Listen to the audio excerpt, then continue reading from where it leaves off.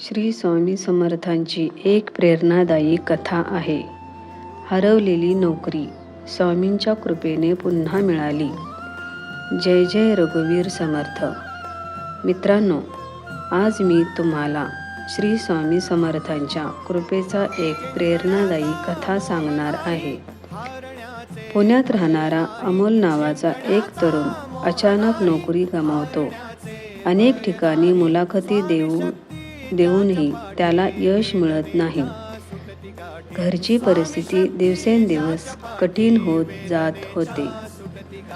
तो खूप निराश होतो.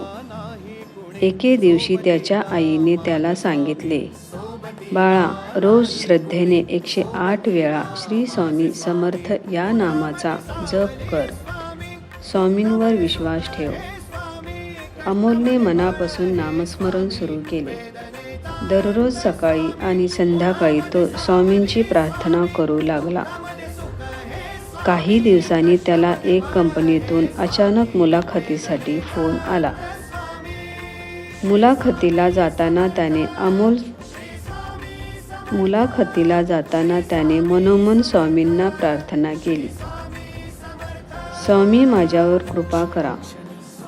मुलाखत अपेक्षेपेक्षा खूप छान झाली. 2 दिवसांनी त्याला नोकरी मिळाल्याचा फोन आला. एवढेच नाही तर पगारही त्याच्या आधीच्या नोकरीपेक्षा जास्त होता.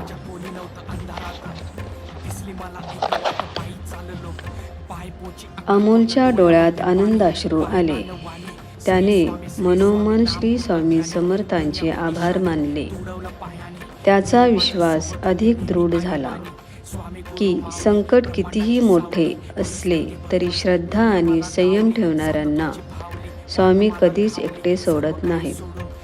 मित्रांनो, प्रत्येक अनुभव वेगळा असतो. श्रद्धा म्हणजे फक्त चमत्काराची अपेक्षा नव्हे, तर संकटातही धैर्य आणि आशा टिकवून ठेवण्याची शक्ती आहे.